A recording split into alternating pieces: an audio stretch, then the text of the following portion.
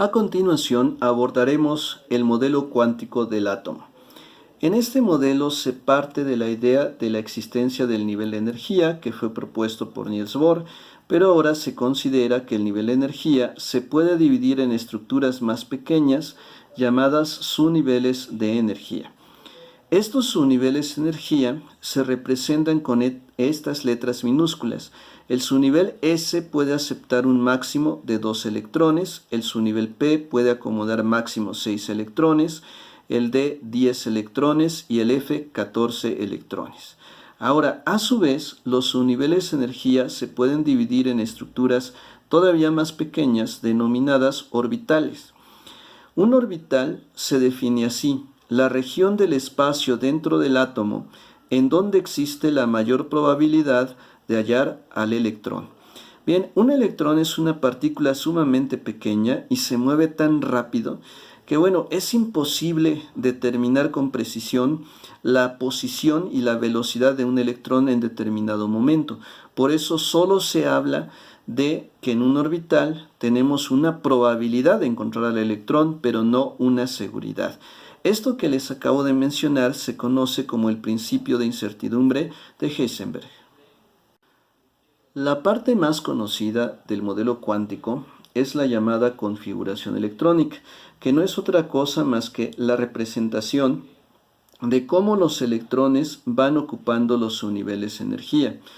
Para eso también necesitamos auxiliarnos del llamado principio de Aufbau o principio de edificación progresiva, que nos dice el orden en que los subniveles de energía se van llenando con electrones. Esta regla, esta guía, la construimos así. En forma de columna, primero ponemos a 1S, 2S, 3S, 4S, 5S, 6S y 7S. Llegamos hasta el 7, que corresponden a los 7 niveles de energía que tienen todos los átomos que conocemos hasta el momento. Después van los subniveles P, que comienzan del segundo nivel de energía. Así nos vamos con 3P, 4P, 5P, 6P, también hasta llegar a 7P. Después el subnivel D comienza a partir del tercer nivel. Vamos con el cuarto, 5 y 6. Terminamos en 6 y finalmente el subnivel F, nos quedan 4F y 5F. Entonces, estos subniveles se llenan siguiendo las diagonales que observamos aquí en color rojo. Primero va 1S, después 2S, posteriormente 2P y 3S, luego 3P, 4S, después 3D, 4P, 5S, luego 4D, 5P, 6S, ahora 4F, 5D, 6P y 7S, y finalmente 5F, 6D y 7P. Este orden que acabo de mencionar es el mismo que estamos ilustrando en esta parte, ya indicando el número máximo de electrones que puede tener cada subnivel de energía. Ahora vamos a ver un ejemplo de cómo se realiza la configuración electrónica, en este caso del cobre, cuya notación isotópica es 6429.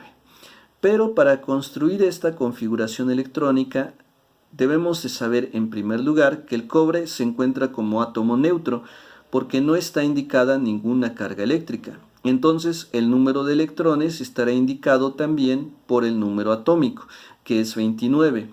Así que tendremos que repartir 29 electrones en los subniveles de energía, siguiendo el orden indicado por esta regla y el número máximo de electrones que puede acomodar cada subnivel. Entonces comenzamos por el subnivel 1S, el cual puede acomodar 2 electrones. Luego el 2S con 2 electrones, aquí llevamos 4 electrones. Después el 2P con 6 electrones, 3S con 2 electrones, 3P con 6 electrones.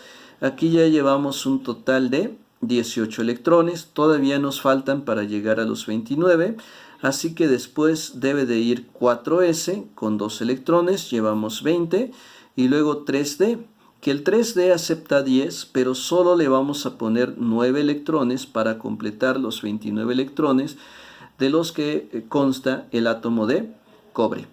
Ahora, aquí observamos un recuadro que resalta el 4s2 y 3d9. ¿Por qué?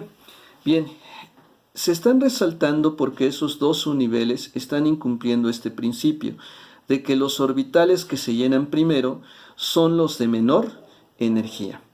Entonces, lo que observamos aquí es que el subnivel 4s, por tener el 4, representa un nivel de energía mayor al subnivel 3d.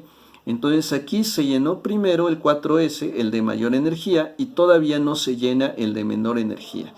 Entonces tenemos que realizar un reacomodo. Lo que vamos a hacer es colocar primero a 3d y luego a 4s. Le vamos a quitar un electrón al 4s, se lo vamos a dar a 3d para que 3d se llene y 4s se quedaría con un electrón. Entonces, además hay que considerar pues que el cobre es un elemento de transición. Es decir, se trata de los elementos que se encuentran aproximadamente por la parte media de la tabla periódica y pertenece a las familias B. Veamos un segundo ejemplo. Como ejemplo 2, realiza la configuración electrónica del cloro 3517. También es un átomo neutro, así que su número atómico nos indica que tiene 17 electrones. Esta configuración electrónica, de hecho, la podemos obtener a partir de la configuración electrónica de elementos con mayor número atómico, como el caso del cobre.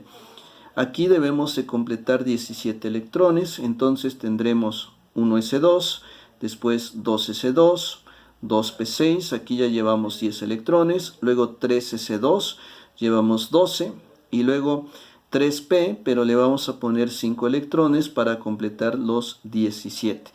Ahora, aquí no hay ningún problema en que se esté incumpliendo el principio de que los orbitales que se deben de llenar primero son los de menor energía. Aquí todavía no se llena el subnivel 3p. Otra representación que pueden pedir es la llamada configuración gráfica, que realmente se obtiene a partir de la configuración electrónica. Si recuerdas lo anterior, en 1s hay 2 electrones, pero ahora lo vamos a representar así, como una flecha hacia arriba, otra hacia abajo. Siempre en una rayita horizontal que representa el orbital debe de haber un electrón representado como una flecha hacia arriba y un electrón representado como una flecha hacia abajo.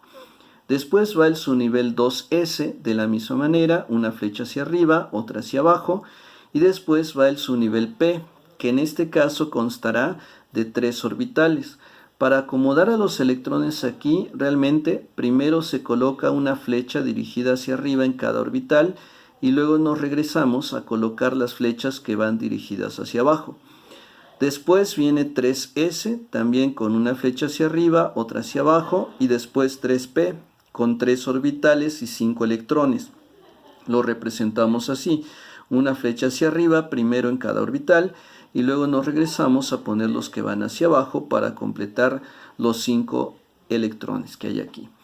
Entonces, en cada orbital o rayita horizontal, solo se pueden acomodar 2 electrones, y siempre estos electrones deben de tener espines opuestos.